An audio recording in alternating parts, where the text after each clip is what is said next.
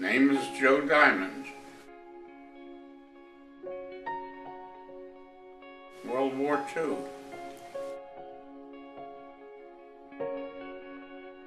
In the war, I guess I'd figure about 2 years, a little over. I was an enlisted person.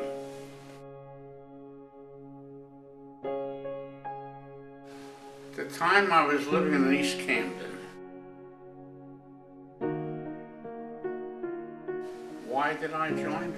For the same reason most people. A little patriotic move, and wanted to defend our country. My first day in the service, it would be in the early part of 1943.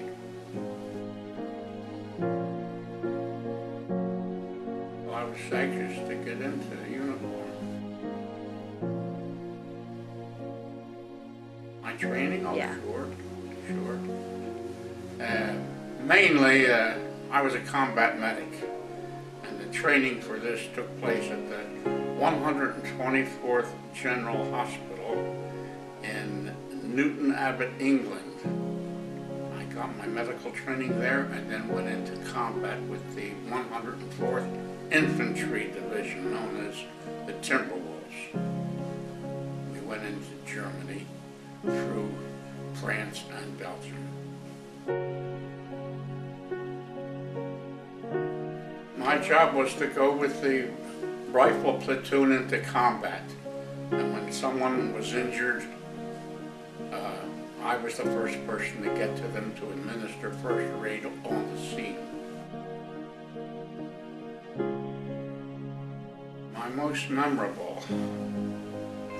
I think my most memorable experience was when we liberated a concentration camp called Nordhausen. It was near the city of Leipzig, Germany. Nordhausen was a concentration camp that consisted of a mile-long tunnel that was carved out of a mountain. The raw materials came in one end of the tunnel, and at the other end was the finished V-2 rocket, which the Germans fired on the city of London.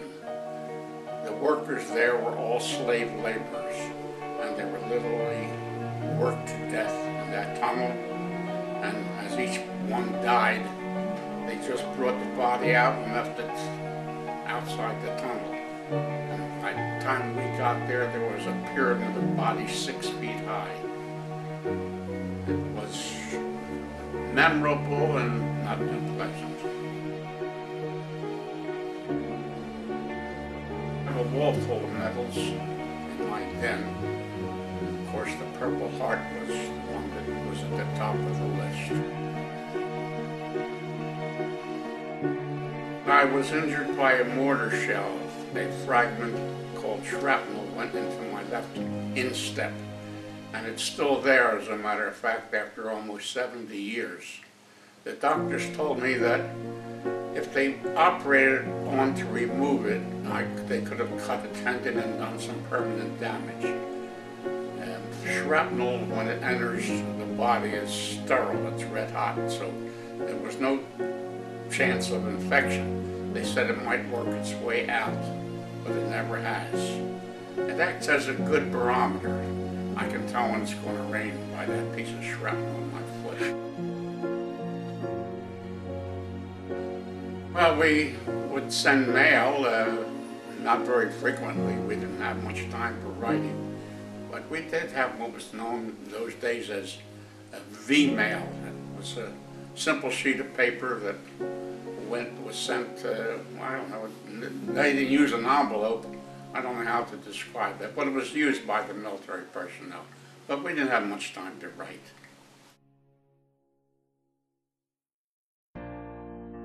Yes, as a matter of fact, the war ended when Germany surrendered. Not Germany, but Japan. After they dropped the atom bomb on the cities of Hiroshima and Nagasaki.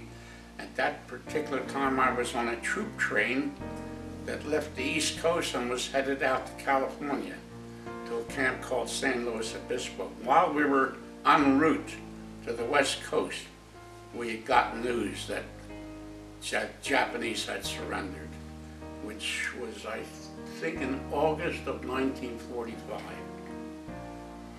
We went out to the West Coast to practice beachhead landings. We were scheduled to make the invasion on the country of Japan. So we were pretty happy that the war ended at that particular time. Pearl Harbor, December 7th, 1941. The day that occurred, I was still I was just out of high school, actually, and we were at a fraternity meeting in the city of Camden, and it was at one of our fraternity brothers' houses on Hatton Avenue in Camden. We were very upset by it because the brother of the person whose house it was, he was stationed at Pearl Harbor in the Navy.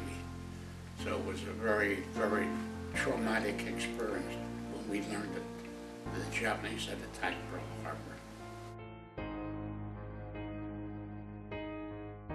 After the war, I joined a family business. It was a dry cleaning business. My father and brother were active in it, and I became active in it, only for about a year or so. And then I went into the insurance business. I became an insurance broker, and I remained there for the next 40 years. Yeah, there were a few people. You got to work very closely with the next guy in your outfit because he's covering your back and you're usually covering his.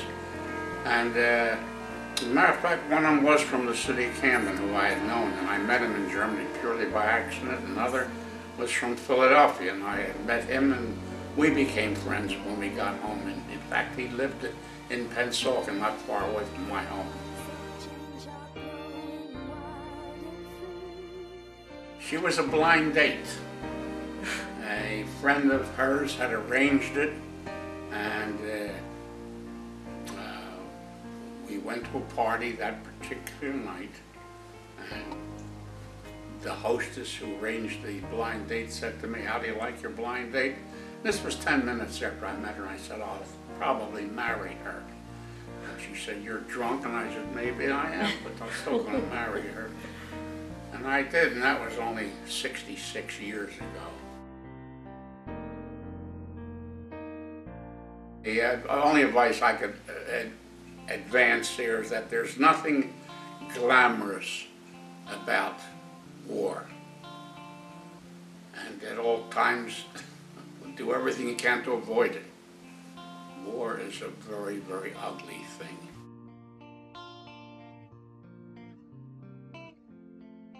Well, I hope they'll say he was a good family man. He was a good father, a good husband, and he was very patriotic.